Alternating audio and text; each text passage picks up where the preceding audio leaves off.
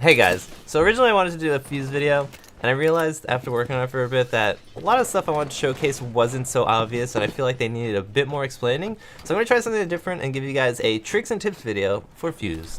So first and foremost, do not use fuse with the hopes of getting free lucky kills. I can't tell you how many times I've seen fuse players pop all 3 cluster charges into the objective and get absolutely nothing. Against half-decent players, this will never work, and it's simply a waste of his utility. Instead, what you want to do is dedicate the first 1 or 2 cluster charges towards destroying defensive utility. That's mainly barbed wire, lesion mines, concussion mines, burning out the ADSs, etc.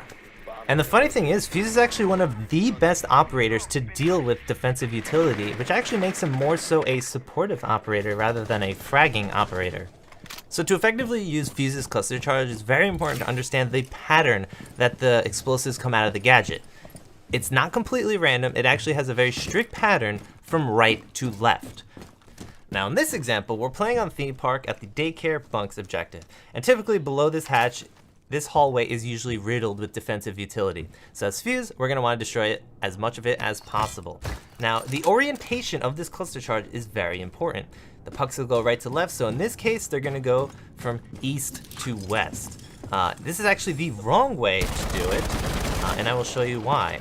Map knowledge is very important in terms of effectively using the cluster charge, because you have to know what exactly you're fusing.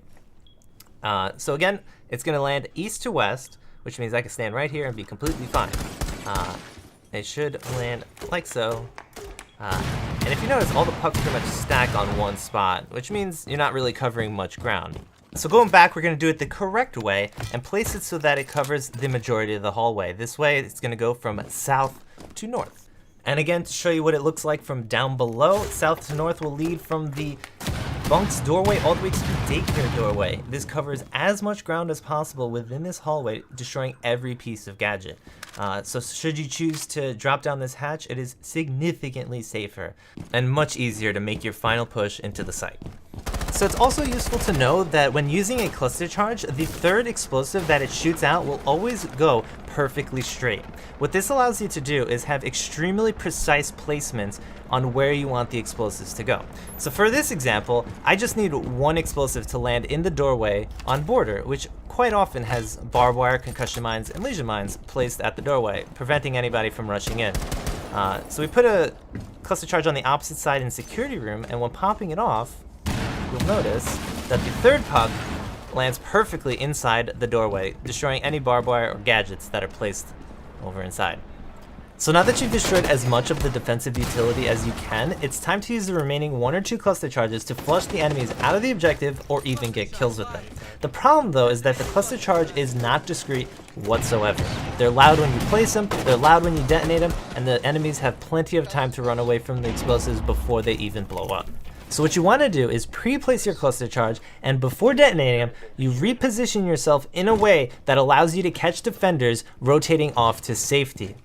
When they rotate off to safety, it puts them in a much more vulnerable position, allowing for a very easy kill with your primary weapon. This may not directly get kills with the cluster charge, but the end result is the same. Mirrors up.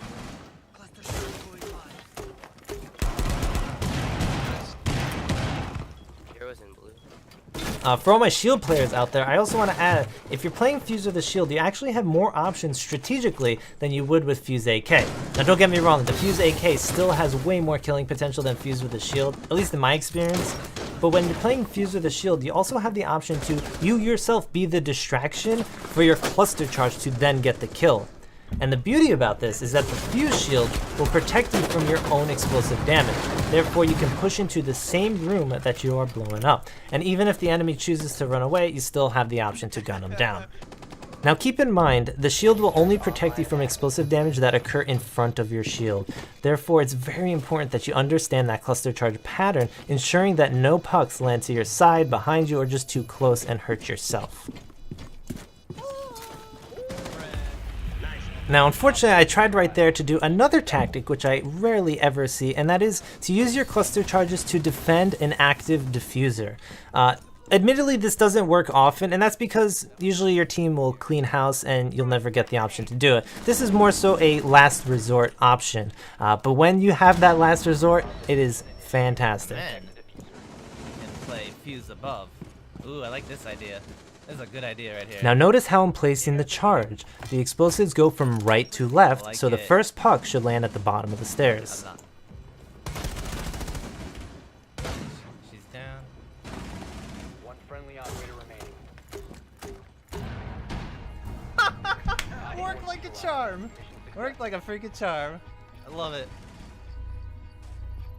I love it. Oh man, that's beautiful. So this is just another instance of me using the cluster charge to defend an active diffuser, but I'm showcasing this particular clip because it references back to that border clip. Remember how I showed you the third puck will always shoot out perfectly straight, and this allows for precision fusing. And in this instance, I go back to the second floor and place the charge directly above the hatch so that it drops directly onto the active diffuser. Is he gonna try it? No, do it. I freaking downed myself. Hey, I still got it though. Worth it. Now, despite me discouraging you guys from using cluster charges randomly where you just pop them off and hope for the best, I will admit not every map and objective has strategic possibilities for Fuse's cluster charge, or maybe I just don't know them and haven't figured them out yet. But quite often I'll have too many cluster charges that I need and just pop one or two off randomly, hope for the best, while I use the last one for a strategic push. Anyway, back in the day, Fuse had flashbangs, and one of my favorite things to do was flash and fuse. This would disorient the enemies and increase the likelihood that these random cluster charges would work. Unfortunately, Ubisoft did nerf Fuse and got rid of his flashbangs in place of smoke. I think this was for an indirect nerf towards Glaz because he got a thermal scope. Anyway, he doesn't have flashbangs anymore, but we do have something better, and that is Ying. I feel like this is kind of a well-known tactic to Ying and Fuse, but I really don't see it personally at all. I've done it myself, but I've never seen it done to me or anybody else. So I just kind of want to encourage the teamwork that if you're popping off random cluster charges, have a Ying. This helps significantly, and the odds of actually getting a free easy kill. Now my final tip for you is admittedly very high risk. I don't recommend you try this all the time, and granted it really would only work once because it's meant to catch people off guard, and that is the cluster charge hot breach. The concept is very simple. You fuse the window, you breach on in immediately after the explosions. Now I actually mistimed my breach here. It was a little late and I almost died because of it. It didn't really catch the Valkyrie off guard as much as I would wanted it to, but it still did force her away from the windows and put her in the only position she really could have been. So this is actually a moment where I felt that I did the cluster charge hot breach absolutely perfectly and timed it to a T. I didn't even need a breaching charge, I meleeed my way in, but take note of how I'm repelling in while the explosions are going off. It's important to know that not only the explosions clearing the immediate area of enemies, but it's also masking the sound of you repelling in. When you repel in, it's such a distinct and loud noise, you're usually dead before you even hit the windowsill. But with the explosions going off, it's a whole different story. It's just all the noise and chaos completely drowns out the sound of you repelling in, which is why you can so easily catch people off guard. So yeah, that is my tips and tricks video for Fuse. I hope you guys enjoyed, and most importantly, I hope you guys learned something new. I've been meaning to do these type of videos for quite some time now, and it makes me so happy that I finally did it. If you guys did enjoy, please let me know in the comments. I normally don't ask for likes and comments and all that, but in this case I'm looking for some constructive feedback. Let me know if you liked it, didn't like it, what I could have done better, and if you did like it, let me know what operators you want to see next, and I will consider working on those in the near future. Thank you guys again for watching, and I just want to say I'm sorry for taking like 2 weeks off and haven't been posting for a while.